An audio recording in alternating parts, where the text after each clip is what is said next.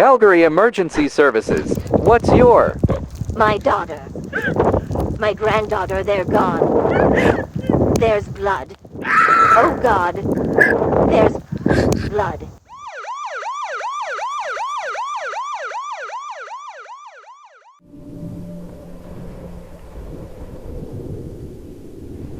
Inside the mind of a monster, the chilling case of a cold-blooded killer.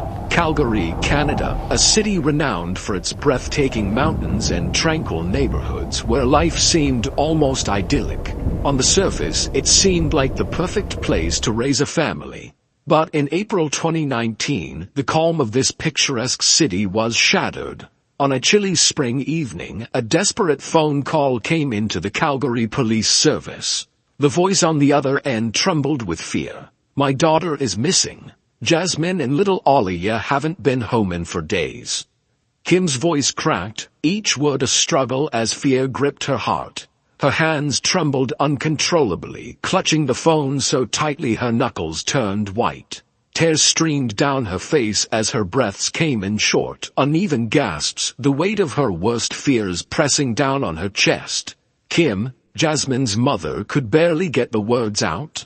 Her panic was palpable, her fear undeniable. Jasmine Lovett, a 25-year-old devoted mother with a radiant smile, and her 22-month-old daughter, Olivia Sanderson, full of life and giggles, had vanished without a trace. At first, it seemed like they might have left on their own. But something didn't add up. Jasmine was a reliable woman, a loving mother who would never leave her family without contact. Days passed and the silence grew deafening. Friends and family knew something was terribly wrong. Police officers were dispatched to Jasmine's home, a modest townhouse she shared with her boyfriend, Robert Leeming. When they knocked on the door, Robert appeared disheveled.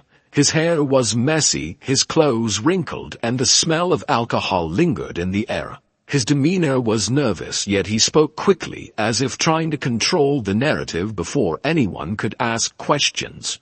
"Jasmine's gone," Robert stammered. "She was upset and she left with Olivia. She said she hated me." Tears welled in his eyes, but they seemed forced, as if he was playing a role he wasn't fully prepared for. The officers weren't convinced. Robert's story felt rehearsed, his pauses too calculated, his words too deliberate. His eyes darted around the room, avoiding direct contact. The house itself was spotless to spotless. As the officers stepped inside, the faint smell of bleach hit their noses, sharp and unnatural. They exchanged uneasy glances, their instincts immediately on edge. It wasn't just clean, it was sterile, as if someone had tried to erase every trace of a life once lived there. One officer ran a gloved finger along the countertop, finding no dust, only the chilling confirmation of recent and deliberate scrubbing. The dimly lit garage felt heavy with silence, the air thick and stale. Shadows danced across the walls as the officers' flashlights scanned the cluttered space. Each step echoed on the cold concrete floor, amplifying their unease. Among the scattered tools and storage boxes, something caught their attention: a hammer, partially hidden behind a precarious stack of equipment. The officers exchanged tense glances before one cautiously reached out. The ordinary appearance of the hammer was betrayed by a closer inspection. Strands of hair clung to the metal, and faint traces of dried blood hinted at its grim history. At first glance, it seemed ordinary, but a closer look revealed strands of hair and what appeared to be dried blood, a chilling discovery that would later become crucial evidence. Forensic analysis would later confirm this was the weapon that ended Jasmine's life. What began as a missing persons case had now turned into a full-scale homicide investigation. The officers felt the weight of this shift, their once routine task now transformed into a grim search for justice. The community, too, stirred with unease, its idyllic facade shattered by the chilling reality of the unfolding tragedy. The quiet streets of Calgary would never look the same again. And Robert Leeming, he had just gone from a concerned boyfriend to the prime suspect in one of the city's most horrifying crimes. The first lies. When the police knocked on Robert Leeming's door for the second time, they were no longer responding to a missing persons report. They were investigating a possible crime. Robert opened the door, his disheveled appearance unchanged, but this time his demeanor was more guarded. His shoulders were hunched and his hand gripped the doorframe tightly as if steadying himself against the weight of their gaze. The smell of alcohol lingered and his eyes betrayed the tension he tried to mask. "I already told you," he said, his voice defensive. Jasmine laughed. "She took Aliyah?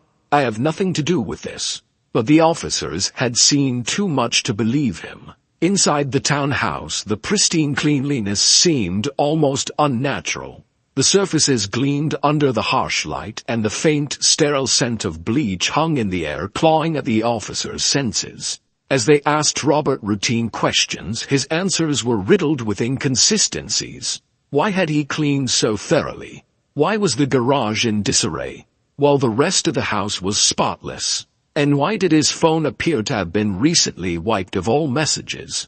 The tension mounted when investigators noticed Robert's unease with their presence. He fidgeted, his eyes darting toward the garage door several times. The officers requested permission to search the property further. Robert froze for a moment, his hand tightening on the doorknob before reluctantly stepping aside, his voice flat as he muttered, "Go ahead." In the garage, the air was heavy with silence, but it wasn't long before the officers' attention was drawn to the hammer they had discovered earlier. Now, under closer scrutiny, it became clear. Strands of hair and faint traces of blood were still visible on the tool. The officers bagged it as evidence, their suspicions hardening into resolve. But the hammer wasn't the only thing they found that day. Tucked inside a corner cabinet, officers discovered a stack of black garbage bags and an open canister of bleach and a pair of latex gloves. Each item was innocuous on its own, but together, they painted a chilling picture. Back inside the house, investigators began piecing together a timeline, scrutinizing every detail to connect Robert's movements with the mounting evidence. They obtained surveillance footage from a neighbor's camera which showed Robert carrying what appeared to be heavy bags from the house to his car late at night. The time stamp, -1/16, 2 days after Jasmine and Aliyah were last seen. When questioned about his activities that night, Robert's story shifted again. "I was cleaning out old junk," he explained, his voice wavering. Just trying to make some space, the officers pressed further, but Robert's responses grew more erratic. His composure cracked, and his defiance turned into frustration. His voice rose, hands clenched into fists at his sides, as he struggled to maintain control of the narrative. "You're treating me like a criminal," he snapped. "I loved Jasmine and Aliyah. I would never hurt them, but the evidence suggested otherwise." Forensic analysis of Robert's car revealed faint traces of blood in the trunk, and investigators discovered that the carpet liner had been recently removed. When asked about it, Robert claimed it had been damaged and he'd thrown it out. Yet he couldn't explain why he had visited a remote wooded area location now flagged by investigators as a potential crime scene. As the officers left Robert's home that day, they knew this was just the beginning. The web of lies was unraveling, and Robert was at the center of it all. The question now wasn't whether he knew what had happened to Jasmine and Aliyah. It was how far he had gone to cover it up. Secrets in the phone. The case took a sinister turn when investigators gained access to Robert Leeming's phone. It had been wiped clean, but modern forensic tools allowed technicians to recover hidden and deleted data. What they found sent chills through the room, shattering any illusion of innocence Robert had tried to maintain.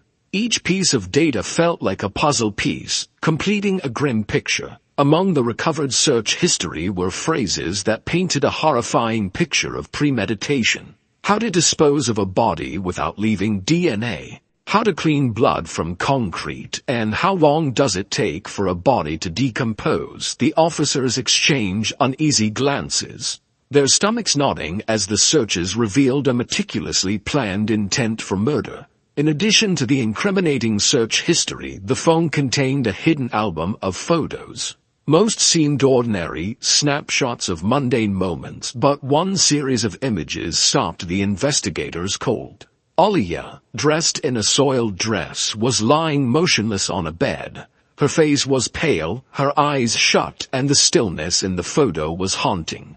One officer whispered, "My God," breaking the heavy silence as the reality of the image struck them all. The timestamp revealed that the photo had been taken just hours after Robert had picked her up from daycare. Further analysis of the phone uncovered text messages Robert had deleted. One message to an unknown recipient read, "I need to fix this. It's too late to turn back now." The chilling tone of the message left no doubt in the investigators' minds. Robert had crossed a point of no return.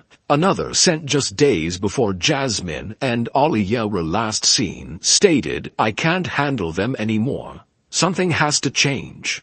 The evidence mounted, and with each revelation, Robert's claims of innocence unraveled further. Investigators meticulously pieced together a timeline of events. The CCTV footage from April 14th, showing Jasmine and Alia live with Robert and his movements the following day to the wooded area, painted a chilling sequence that placed him squarely at the center of the unfolding horror. On April 14th, the day the two were last seen, CCTV footage captured Robert's car pulling into the driveway of his townhouse. Jasmine and Alia were with him, visibly unharmed. But what happened inside the house after that would forever remain a mystery known only to Robert. The next day, Robert's phone data revealed multiple trips to a remote wooded area outside of Calgary, a location that now loomed large in the investigation as a potential burial site. Investigators flagged this location for further examination. At the same time, they noticed unusual activity on Robert's credit card, purchases of garbage bags, bleach, and duct tape. These transactions, paired with his movements, painted a grim picture of what he might have been doing. As the investigation deepened, a disturbing pattern began to emerge. Jasmine had confided in a close friend months earlier that she felt uneasy around Robert. "He's been acting strange lately," she had said. "I don't think he likes Alia as much as he pretends to." Her friend urged her to leave, but Jasmine stayed, likely hoping to make things work for the sake of her daughter. One of the most damning pieces of evidence came from a deleted video recovered from Robert's phone. In the video, recorded just days before the disappearance, in a recovered video, Robert's drunken muttering echoed through the room. His slurred words carried a sinister undertone. "I can't take this anymore. They're ruining my life." The chilling admission sent a shiver down the investigators' spines. One of the most damning pieces of evidence came from a deleted video recovered from Robert's phone. In it, his drunken muttering echoed through the room, slurred but unmistakable. "I can't take this anymore. They're ruining my life." The officers listened in silence, the weight of his words confirming their darkest suspicions. With every piece of evidence uncovered, the picture grew clearer and darker. Robert's carefully constructed facade of innocence was crumbling, and the investigators knew they were inching closer to uncovering the full extent of his crimes. A desperate cover-up. Robert Leeming's actions in the days following Jasmine and Alia's disappearance revealed the desperation of a man trying to outpace the inevitable. His carefully crafted facade began to crumble with each calculated step. He believed he had meticulously planned everything, a cleanup so thorough that no one would suspect a thing. But even the most carefully laid plans can unravel. On April 16th, just 2 days after Jasmine and Alia were last seen, Robert's neighbors noticed something unusual. Late at night, under the shroud of darkness, Robert emerged from his townhouse, glancing nervously over his shoulder. Hauling large black garbage bags to the trunk of his car, his movements were hurried and unsteady, betraying the panic bubbling beneath his cold exterior. His movements were hurried, almost frantic, as if he feared someone might be watching. One neighbor later described the scene. "It was like he didn't want to be seen, but he couldn't hide his panic." CCTV footage from a nearby street confirmed the neighbor's account. It captured Robert driving away from the townhouse with the trunk visibly weighted down. His destination, the wooded area outside of Calgary that investigators had already flagged as suspicious. In that secluded location, Robert worked methodically but with visible strain. His hands trembled as he tossed the bags into the fire pit, the glow of the flames reflecting in his sweat-soaked face. Each item he burned fragments of fabric. Melted toys felt like a piece of the evidence he desperately hoped to erase. Investigators later discovered remnants of a makeshift fire pit. The ash contained fragments of burned fabric, melted plastic, and even charred remains of children's books. The scene painted a grim picture. Robert had attempted to destroy any trace of Jasmine and Aliyah. But despite his efforts, Robert made mistakes. Back at his townhouse, officers found a garden hose uncoiled and strewn across the driveway. Near it, the liner from the trunk of his car had been draped over an air conditioning unit, drying in the sun. Both the hose and the liner carried faint traces of blood, which forensic testing would later confirm belonged to Jasmine. Inside the house, the officers noted other oddities. The living room, which neighbors described as typically cluttered with toys and everyday items, was eerily clean. The faint smell of bleach lingered, and multiple surfaces showed signs of recent scrubbing. But what stood out most was the cellar, a small, unfinished space beneath the house. There, officers found clumps of hair and small blood stains on the concrete floor. When confronted with this evidence, Robert's demeanor shifted. The nervous defensiveness he had displayed earlier gave way to anger and frustration. "You're wasting your time," he barked at the officers. "I already told you. I have nothing to hide." His voice was steady, but his eyes betrayed his fear. The final blow to Robert's illusion of control came with the retrieval of his car's GPS data. Every pinpointed trip to the wooded area was a silent witness to his actions, aligning perfectly with his late-night excursions caught on CCTV. When investigators presented this evidence, his confidence faltered, and for the first time, his calculated calm gave way to visible dread. It revealed repeated trips to the same wooded area, each trip corresponding to gaps in Robert's alibi. The timing aligned perfectly with his late-night activities caught on CCTV. The investigators' work was relentless. They pieced together every detail, building a case that left no room for doubt. Robert's attempts to cover his tracks had failed. Each misstep, each overlooked detail, brought them closer to the truth. Robert had hoped that fire and bleach would dissolve his sins, erasing every trace of the horrors he had committed. Yet each step of his cover-up had left a trail, one that investigators followed with precision, piecing together the story he had fought so desperately to bury. But in the end, it only illuminated the horror he had tried so desperately to hide. Hatred from the past. As investigators dug deeper into Robert Leeming's history, a disturbing pattern of behavior began to emerge, one that shed light on the darkness within him. What they uncovered wasn't just a string of mistakes or lapses in judgment.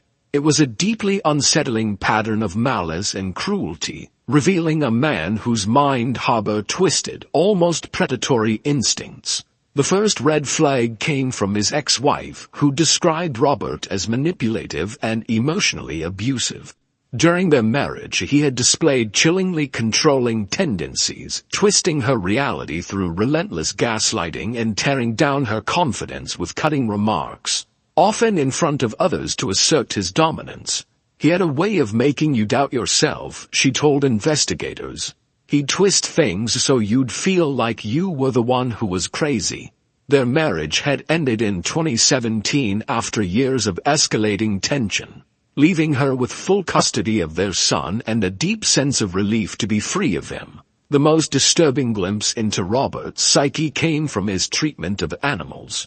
In 2015, he adopted a dog only for it to perish from sheer neglect within months. Neighbors often heard the animal's anguished cries, tethered to a tree without food or water for days on end. By the time authorities intervened, the dog's skeletal frame spoke volumes of Robert's complete disregard for life. A concerned neighbor had reported him after noticing the emaciated dog tied to a tree in Robert's backyard with no food or water. By the time authorities intervened, it was too late. The incident had earned Robert a fine and the decade-long ban on owning animals, but the callousness of his actions lingered as a stain on his character. Anyone who can be cruel to an animal can be cruel to a person, an investigator commented grimly. And Robert's history didn't end there. In his search history, investigators found chilling queries dating back years. How to make a murder look like an accident, ways to dissolve a body, and even what poisons are undetectable. These searches painted a terrifying portrait of a man who not only fantasized about violence but meticulously researched the mechanics of committing it. Friends of Jasmine came forward with troubling accounts as well. One friend recalled a conversation where Jasmine had expressed discomfort about Robert's behavior. He'd stare at Ollie Yao with this strange intensity, almost like he was studying her, the friend said, her voice trembling. It wasn't normal. It was unsettling, like he saw her as something more than a child. Jasmine told me she didn't trust him completely, but she stayed because she wanted to give Ollie a stable home. Another friend described an incident at a family gathering where Robert's temper flared without warning.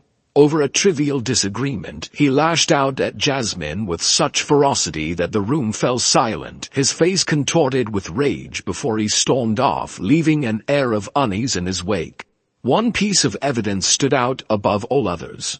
A former co-worker of Robert's revealed that he had once joked about getting rid of someone if they became too much trouble. At the time, it had been dismissed as dark humor, but in light of recent events, the comment took on a far more sinister tone. As these details emerged, they painted a portrait of a man whose cruelty had been building for years.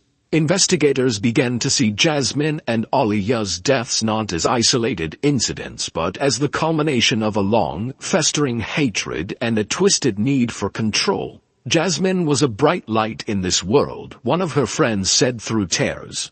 And Ollie Ya was her whole life. For Robert to take that away, it's pure evil. By unearthing Robert's past, the investigators not only strengthened their case but also revealed the true extent of his depravity. His history spoke volumes, making it clear that this was no impulsive act. Jasmine and Ollie Ya had fallen victim to a man who had harbored darkness within him for years, a man who had finally acted on his worst impulses. A midnight confession. It was well past midnight when Robert Leeming found himself seated across from two seasoned investigators in a sterile interrogation room. The atmosphere was heavy, the sterile light slicing across the room and casting jagged shadows on Robert's weary face. Each second in the room seemed to stretch endlessly, amplifying the tension. For hours he had maintained a stubborn silence, deflecting questions with curt responses or outright denials. But as the night stretched on, the cracks in his composure began to show. One of the investigators leaned forward, his voice low and steady. "Robert, we've gone through every piece of evidence. The GPS data, the blood stains, the footage, it all points to you. The time for lies is over." Robert's jaw tightened, his fingers drumming the edge of the table in a rhythmic, almost frantic manner. His silence carried a weight as if he were calculating every possible response. Then, with a sigh that seemed to deflate his entire being, he muttered, "Fine. I'll tell you what happened." The room fell silent as Robert began his confession. He spoke in a monotone, as if recounting someone else's story rather than his own. "Ollie Ya fell down the stairs," he said. "It was an accident. She hit her head and Jasmine lost it. She started yelling, blaming me, hitting me. I didn't mean to." His voice trailed off before he added, "I just wanted her to stop." The investigators exchanged a glance but said nothing, allowing Robert to continue. "I grabbed the hammer," he admitted, his eyes fixed on the table. "I didn't think. It all happened so fast. When it was over, I panicked. I didn't know what to do." But the investigators weren't convinced. They pressed him for details, challenging his account. If it was an accident, one of them asked, "Why did you go to such lengths to cover it up? The fire, the bleach, the lies. That doesn't sound like someone dealing with a tragedy. That sounds like someone trying to hide a crime." Robert's demeanor shifted. His voice grew defensive, his hands clenched into fists on the table. "You don't understand," he snapped. "I was scared. I didn't think anyone would believe me. Jasmine was always difficult. People would think I did it on purpose. But I didn't. I didn't mean for any of this to happen." The investigators pressed on, methodically dismantling his narrative. They highlighted every contradiction, each inconsistency sharpening the edges of the truth. They pointed out inconsistencies, highlighted the damning evidence, and forced Robert to confront the contradictions in his narrative. Each question seemed to chip away at his defenses, and slowly his confession began to unravel. By the time the first light of dawn crept into the room, Robert's story had shifted so many times that even he seemed lost in his web of lies. The accident he described no longer aligned with the physical evidence. The injuries on Jasmine and Aliya's bodies told a far darker story, one of rage, violence, and deliberate action. The turning point came when one of the investigators leaned in close and said, "Robert, you're not just running from us. You're running from yourself. But the truth is already out there. All we need is for you to say it." For a fleeting moment, Robert's eyes locked with the investigators, his facade briefly crumbling. His shoulders slumped as though the weight of his secrets had finally crushed him. In a voice barely above a whisper, he said, I didn't want it to end this way. It wasn't the full confession they were hoping for, but it was enough to solidify his guilt in the eyes of the law. The investigators knew they had what they needed. The midnight confession was the final piece of the puzzle, sealing Robert's fate and bringing justice one step closer for Jasmine and Aliya. Faces of grief. The courtroom was a cold, sterile space, but the emotions within it were anything but. Every seat was filled, family members, journalists, and onlookers all crowded in, waiting to hear the details of a crime that had shaken the community to its core. The trial of Robert Leeming had become a spectacle, yet for Jasmine and Aliya's family, it was a deeply personal quest for justice. Genevieve, Jasmine's older sister, sat in the front row, her hands clenched tightly in her lap, her knuckles white from the force of her grip. Her breath was shallow, each exhale trembling as waves of rage and sorrow battled within her. A storm of emotions swirled in her eyes, grief, rage, and a desperate need for answers. She had always been the strong one, the protector. But as the prosecution presented graphic details of what had happened to her sister and niece, her composure began to crack. When the medical examiner took the stand, describing the brutal injuries Jasmine and Aliya had suffered, Genevieve couldn't hold back anymore. She stood abruptly, her voice shaking with rage. "He's a monster," she cried, her voice cracking with raw fury as she pointed at Robert. "You didn't just take their lives. You destroyed ours too." Her words echoed through the courtroom, each syllable dripping with the pain of irreparable loss. "You took everything from us. You destroyed our family. Aliya was only 22 months old. How could you? How could anyone?" Her voice broke, and she collapsed back into her seat, overcome with grief. The judge banged the gavel, calling for order, but the outburst left a lasting impact on everyone in the room. Robert's demeanor throughout the trial was disturbingly detached. He sat motionless, his shoulders rigid and his gaze fixed downward, as if retreating into an internal void to escape the weight of the testimonies around him. He rarely looked up, his gaze glued to the table as if he were merely an observer to the horrors being recounted. His face betrayed nothing, no remorse, no regret, only a cold, unfeeling mask. Even as Jasmine's mother, Kim, took the stand, her voice quivering as she described the pain of losing her daughter and granddaughter, Robert remained unmoved.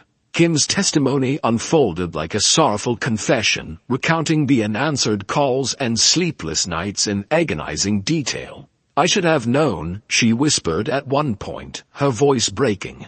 "I should have done more to protect them." Her voice trembled as she recounted the unanswered calls, the sleepless nights, and the sinking dread that had consumed her. Each word was weighted with anguish, a mother's heartbreak laid bare. But the most damning moment came when the prosecution presented forensic evidence. Photos of the crime scene flashed on the screen, the blood-stained hammer, the makeshift fire pit, and the blue moving blankets used to conceal the bodies. Each image painted a horrifying picture of premeditation and cruelty. The jury's expressions ranged from shock to disgust, and murmurs rippled through the courtroom. The defense, visibly strained, clung to the narrative that Robert's actions were born of panic rather than intent. But their arguments faltered against the cold, unrelenting precision of the evidence, which painted him as a man with a chilling capacity for cruelty. They painted him as a man overwhelmed by circumstance, but their words rang hollow against the mountain of evidence. But the prosecution's narrative was uncheckable. They described a man who had meticulously planned his crimes, a man who had gone to great lengths to cover his tracks. And as the evidence mounted, it became clear that Robert's accident was anything but. When the jury was sent to deliberate, the courtroom fell into an uneasy silence. Genevieve held her mother's hand tightly, both of them staring straight ahead as if afraid to look anywhere else. Hours passed, each minute feeling like an eternity. Finally, the jury returned. The verdict was read aloud. Guilty of second-degree murder. The room erupted in a wave of conflicting emotions: relief that justice had been served, sorrow for the lives that could never be restored, and an underlying ache for the emptiness left behind. Kim wept openly, her trembling hands clutching a worn photo of Jasmine and Olivia to her chest. She whispered their names like a prayer, as if calling them back from the void. Genevieve stood silently, tears streaming down her face. Justice had been served, but it could never bring back the ones they had lost. Amid her sorrow, a simmering anger remained. Questions echoed in her mind. How had they missed the signs? Could Jasmine and Olivia have been saved if someone had intervened sooner? The thought was unbearable, fueling both her grief and her determination to ensure no other family would endure such a loss. As Robert was led away in handcuffs, he glanced briefly at Jasmine's family. For a moment, his stoic mask seemed to falter, and a flicker of something: regret, shame, or perhaps fear crossed his face. But it was gone as quickly as it appeared. Outside the courthouse, Genevieve spoke to the gathered reporters. "This isn't closure," she said, her voice steady despite the tears in her eyes. "Closure would be having Jasmine and Olivia here with us. But this verdict is justice. And that's a start." The trial had ended, but the scars it left on Jasmine and Olivia's family would remain forever. For them, the grief was a constant companion, a painful reminder of the lives taken too soon. Yet, in their grief, there was also strength. Strength to honor the memories of Jasmine and Olivia, and to ensure their story would never be forgotten. The sentence of conscience. Robert Leeming escaped the death penalty, but his true punishment was far worse: the unrelenting prison of his own mind, where guilt and despair became his constant cellmates. Locked in a cell where the silence screamed louder than any jury's verdict, he was left to confront the weight of his actions. In the beginning, he tried to maintain the same stoic facade he had worn throughout the trial. But behind closed doors, the cracks began to show. Fellow inmates, repulsed by the nature of his crimes, ostracized him. His meals were often thrown back at him, untouched, accompanied by slurs and threats whispered through gritted teeth. The once proud man found himself isolated in every sense of the word. At night, the haunting echoes of Olivia's laughter, a sound he could never hear again, morphed into piercing cries that reverberated through his cell. The shadows on his walls shifted grotesquely, twisting into the warped forms of Jasmine and Olivia. Their hollow and blinking eyes glared at him, their mouths forming soundless accusations. He would wake in terror, drenched in sweat, Jasmine's gaze glowing faintly in the dark like a judgment etched into the air itself. He would curl into himself, muttering feverishly, "I loved her. I loved her," while unseen whispers filled his ears, growing louder with every passing second. Her voice, now warped and filled with despair, hissed through the air, "Why did you betray us?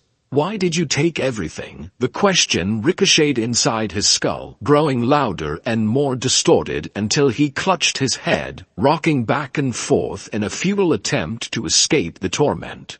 The torment left him disoriented, muttering incoherently, "I loved her. I loved her." It was as if their spirits refused to let him forget. A punishment more profound than any handed down by the court. Over time, Robert began to write his shaky scrawl, filling pages with fragmented thoughts and delusions of remorse. In one letter addressed to Kim, he wrote, "I think of them every day. I hear Alia calling Daddy in my dreams, and it breaks me. I'm sorry for everything." But his words rang hollow, steeped more in self-pity than genuine contrition. Kim never responded. She couldn't. To her, Robert's words were hollow. A weak attempt to ease his own burden rather than truly acknowledge the devastation he had caused. She tore up the letter without hesitation, its fragments joining countless others in the trash. Genevieve's anger burned with the ferocity of a storm, her mind replaying the countless moments stolen from her family. When she visited Robert in prison, her fury erupted. "Do you even comprehend what you've done?"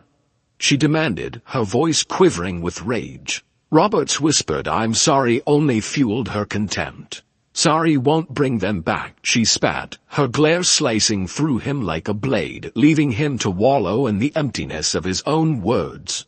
Outside the walls of the prison, Jasmine and Alia's legacy continued to grow. Kim and Genevieve turned their grief into action, starting a foundation to support victims of domestic violence.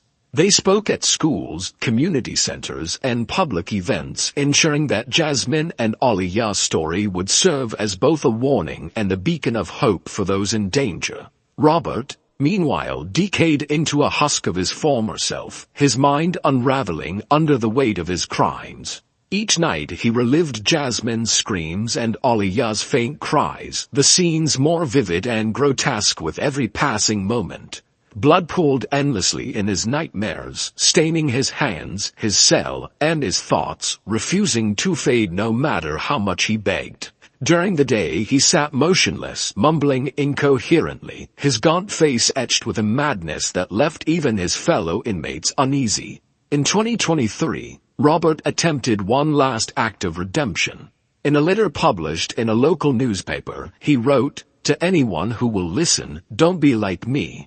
Don't let anger and selfishness destroy lives. I can never undo the pain I caused, but perhaps my story can stop someone else from walking this dark path." The words read as a hollow echo of a man grasping for forgiveness he knew he could never truly earn. The letter was met with mixed reactions. Some saw it as a genuine attempt to atone, while others dismissed it as another self-serving gesture. For Jasmine's family, it was irrelevant. Their focus was on preserving the memory of Jasmine and Alia, not on the man who had taken them away. As the years went by, Robert became a cautionary tale, a reminder of how unchecked darkness can consume a person and destroy countless lives. His name faded from headlines, but the impact of his actions remained etched in the hearts of those he had hurt. Jasmine and Alia's legacy, however, endured. Their story became a symbol of resilience, their voices echoing in the halls of the foundation created in their honor. And while Robert remained trapped in his own prison, Jasmine and Alia's memory soared, a testament to the strength of a family's love and the enduring power of hope, legacy, and resilience. The house on Evergreen Street stood as a solemn monument.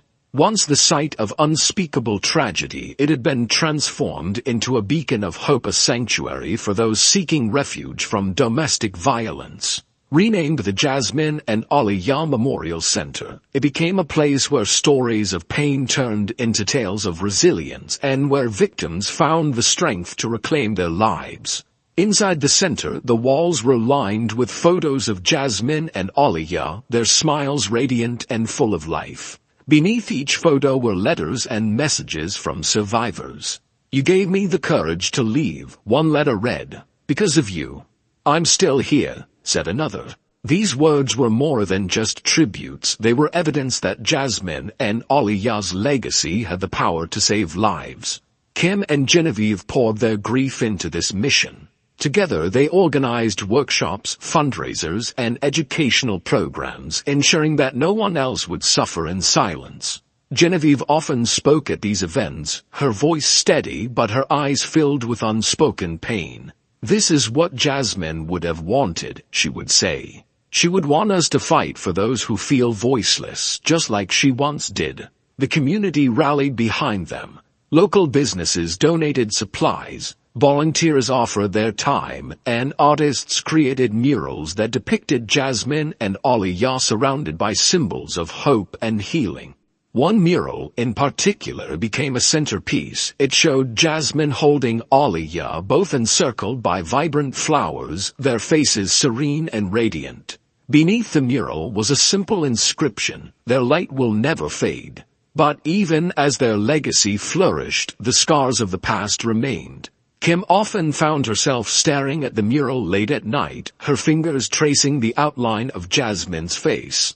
"I should have done more," she whispered to herself. The guilt was an unwelcome companion, but she used it as fuel to keep the center thriving. Robert Leeming, meanwhile, faded into obscurity. In the prison where he lived out his days, he became known as the Broken Man, a figure consumed by his own guilt and madness to pose a threat to anyone else. He spent most of his time alone, muttering incoherently, his once proud demeanor reduced to nothing more than a hollow shell. In a rare moment of clarity, he penned another letter, addressed this time to no one in particular. "I've tried to find peace," he wrote, "but it evades me. I see their faces every night, and I know I'll never escape what I've done. Maybe that's how it should be." The letter was never sent, discarded in the corner of his cell, forgotten like the man who wrote it. Years later, on the anniversary of Jasmine and Aliyah's deaths, a candlelight vigil was held outside the center. Hundreds gathered, their faces illuminated by the soft glow of candles. Kim and Genevieve stood at the front, holding each other tightly. As the crowd began to sing a hymn, Kim felt a wave of peace wash over her for the first time in years. "They're here," she whispered to Genevieve. "I can feel them." Genevieve nodded, tears streaming down her face. "Their light is everywhere," she replied. The vigil ended with a moment of silence, the only sounds being the rustle of the wind and the faint chirping of crickets. As the crowd dispersed, the mural of Jasmine and Aliyah seemed to glow under the moonlight, a testament to their enduring legacy. In the years to come, the Jasmine and Aliyah Memorial Center continued to grow. It became a national symbol of hope and resilience, inspiring countless others to stand up against domestic violence. And though Jasmine and Aliyah were no longer physically present, their story remained a guiding light for those seeking justice, healing, and peace.